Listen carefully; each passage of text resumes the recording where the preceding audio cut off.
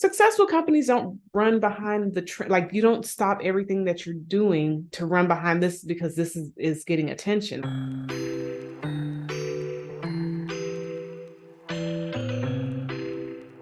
Hey guys, so today I wanted to talk about the potential ban of TikTok and Meta's role in it and Google's role, maybe potentially, I don't know. And I want to get your thoughts on it. So I don't have all of the details. I don't think that anybody has all of the details, but I think it's really interesting. And I initially wasn't on TikTok. I started on TikTok maybe about a year ago. And then last couple of months, I hadn't really posted as consistently as I was doing earlier on. It's really interesting to see how once I got into TikTok, I was like, oh, okay, I like this app. And, I saw how it could really pull you in. So I had to set up some parameters. So it wasn't endlessly scrolling all night long. Have you ever been endlessly scrolling on TikTok and you're just like, oh, and then you look up and an hour has passed and you're like, oh, I'll only be on for like maybe 20 minutes or an hour. And then like 2 hours has passed. Has that happened to you before? Happened to me before. So I think it's really interesting. None of us really at this point know what's going to happen exactly with what's going on with the government, looking at it. And then I just think it's really interesting because I feel like, my opinion, I feel like what they're saying about TikTok, I'm like, kind of, you guys are kind of probably doing the same thing. And I know that there were some countries that were concerned about Facebook and what they were doing in Meta and all that kind of stuff. And then just seeing how all of these companies over time, how they're kind of chasing the rabbit. Like it's really weird. It's like, okay, Meta or Facebook at the time it was. You remember MySpace? I think about Tom and MySpace. MySpace had some pretty cool things. I hope somebody brings that back where at least you can make your social media space the way that you want it to be. So when people who know you come on, or when people who want to know you come on, they can just kind of catch your vibe, right? Isn't that kind of cool? But going back to Facebook, Facebook was initially about building relationships, at least being able to connect with people. And it was beautiful for me and people who were able to connect with people maybe you went to school with, or maybe if you have family that lives overseas or long distance from you, you're able to catch up and see what's happening. And, they have all these algorithms and all these things that are running behind the scenes, but who cared about that at the time? It's like, hey, I want to see how Uncle Bob's doing. And then you just check out Uncle Bob's page or your friend from school or whatever.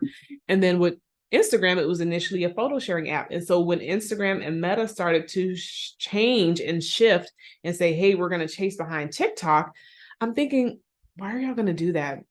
Why don't you make your actual product better or do something different? Because innovation is important to the longevity of a company. Like, successful companies don't run behind the trend. Like you don't stop everything that you're doing to run behind this because this is getting attention. Like that's not a good recipe, especially if the person who's doing this is doing it well, which TikTok has been doing it well. For me, that's not the best move. It's like, okay, just improve what you have or come out with some research and development that's going to be better. Just like with Apple, when they came out with first they were like personal computers and then they moved into like the iPod. You remember the iPod?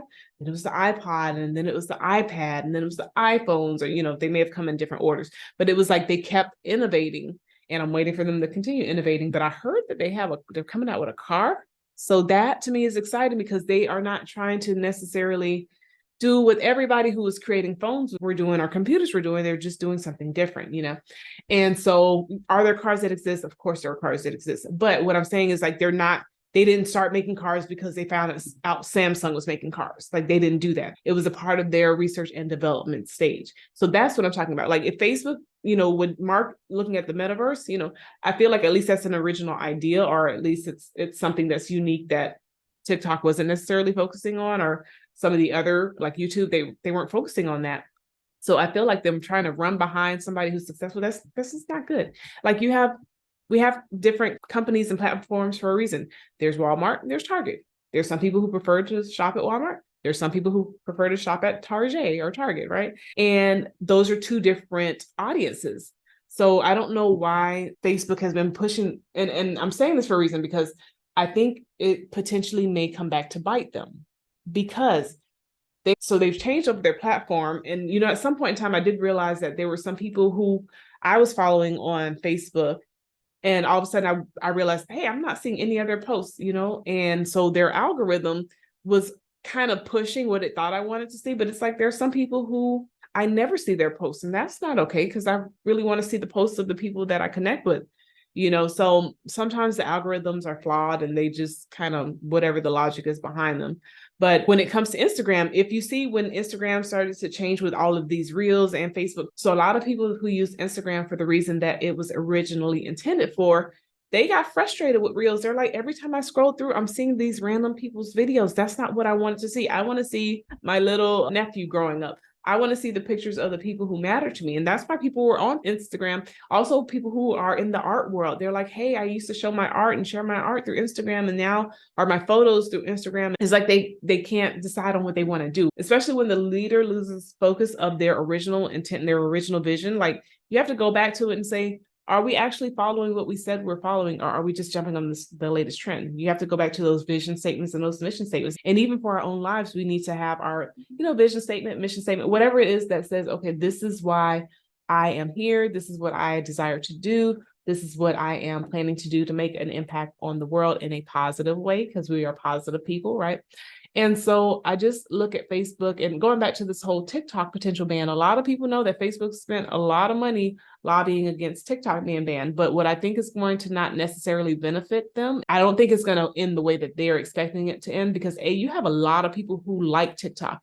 You have a lot of people who love TikTok. You have a lot of people who go to TikTok because of the fact that they feel like they get a better sense of the bigger picture of what people are saying. And we know, like, the media kind of piecemeals and gives us what they want us to know. So when it comes down to Meta and them pushing this TikTok thing, what I think is going to bite them is that because TikTok, like I said, you kind of get a feel of what people are actually thinking, what people are making content about, how the comments are going under the content that's being made. You get a sense of things that are not shared in the news. And I remember, well, we're going to go here. So I remember when, the whole apartheid thing happened, and they were looking to free South Africa from apartheid, and all of the people around the world who really boycotted a lot of those oil companies in order to make a stand and say, hey, this is not okay. But when they interviewed this guy who was a part of apartheid before, he was like, how were you guys able to do what you were doing in South Africa for so long? And he said, we controlled the news.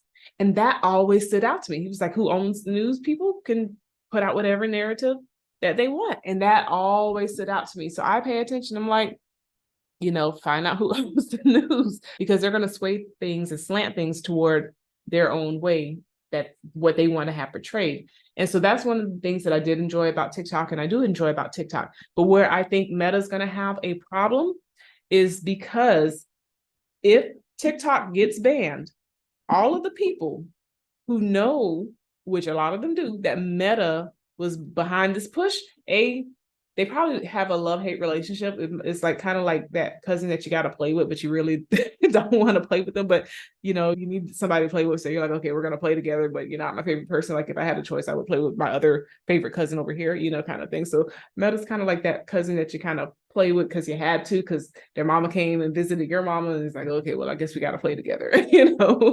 So Meta's kind of like that, where people kind of keep their foot in, whether it's Instagram or Facebook, just because it's like the way that they were connecting with people. But I think it's really going to cause a lot of people to say, like, even I've seen it in the TikTok comments where people are like, they're definitely going to leave Meta alone after this because it doesn't look favorable. It's like basically you kind of threw your competition into a whole lot of legal stuff and drown them in legal stuff so that they wouldn't be competition, which is not really what fair competition and the free market system is about, or capitalism. Competition is supposed to be healthy, and it's supposed to make people better and improve, the system and that kind of thing. And so it's going to be really interesting. I'm going to just continue to watch and see what happens with Facebook and Meta and all of these things. And I think YouTube is going to be around for a long time. I believe if TikTok is banned, I think people are going to probably get like VPNs and still get on it anyway. They're going to find a way. And even if it does, somebody else is going to come up with something. Because I feel like people are at the point where it's like, if Facebook gets TikTok banned, whatever the next thing that comes up after TikTok, people are going to hop on that. They're not going to go back to it. It's like Facebook is going to be like the bad taste in their mouth. But what's your opinion? Let me know. Drop me a comment. And if you have any other topics that you want me to talk about, let me know as well, because I love current events. And we'll wait and see what happens. Maybe in another video, I'll talk about kind of what's happening with the recession. I said this in a TikTok, I don't know if it was a year ago, 6 months ago, but it was last year.